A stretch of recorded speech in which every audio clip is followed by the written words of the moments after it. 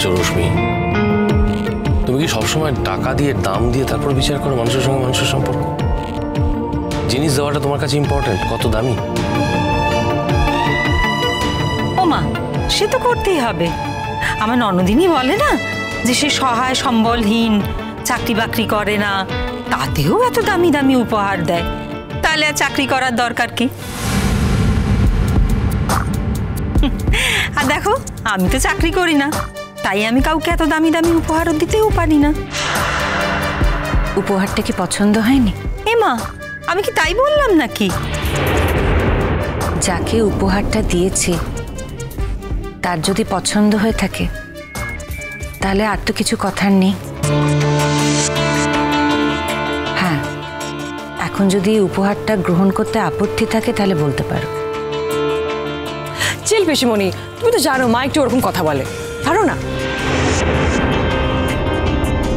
সব সময় যদি ওই রকম কথা বলে অন্যদের তো খারাপ লাগে না? এইটাই না আমার একটা খুব বাজে স্বভাব। সব সময় ভাবি যে সত্যি কথাটা বলবো না, তবু ফস করে মুখ দিয়ে বেরিয়ে যায় কথাটা। যাকে, তোমরা এখানে থাকো, আমার আবার বাপের বাড়ির লোকজনরাও এসছে কিনা, আর আত্মীয় স্বজনরাও এসছে, আমি বরং ওদিকটা দেখি। হ্যাঁ, আমার মনে হয় সেটাই ভালো, বুঝেছো? তুমি বরং ওদিকটা দিয়ে থাকো, কারণ তোমার এই সত্যি কথা বলার স্বভাব, মানে ফস করে সত্যি কথা বলার স্বভাব, এটা তো সবার কাছে সত্যি নাও মনে হতে পারে, তাই না? আপনি কি ঠিক বললেন কাকামণি? ঠিকই বলছি। তুমি বরং তোমার বাপের বাড়ির লোকদের সামলাও, আর আমাদের বাড়ির মেয়েকে সামলানোর জন্য আমরাই যথেষ্ট। আর তাছাড়া ও তো আমাদের বাড়িরই মেয়ে, ওকে তো আলাদা করে সামলানোর কিছু নেই।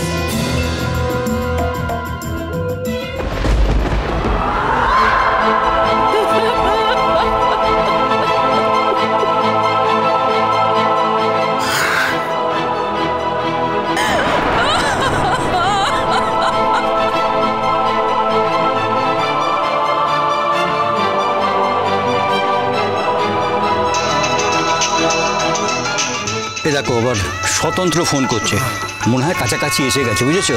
ও মৌরানী, রেডি হও, বর এসে গেছে। দাদা, হ্যাঁ দেখো, ওই বরযাত্রীরা কিন্তু সব এসে পড়ছে, তোমাকে ওখানে গিয়ে কিন্তু আলাদা করে আপ্যায়ন করতে হবে ওদের। আর তুই করবি না? আরে বাবা, আমি তো আপ্যায়ন করবই, কিন্তু তোমাকেও তো আলাদা করে করতে হবে, সেটাই বললাম তোমাকে আমি। বাবা চলো, আমরা যাই, চলো। হ্যাঁ প্রসূন, আমরা বরং যাই। প্রাঞ্জল চল। আরে দাঁড়াও, ফোনটা আগে ধরি। চিরসখা, সোম থেকে রবি প্রতিদিন রাত ৯টায় স্টার জলসায় ও জিও হটস্টারে।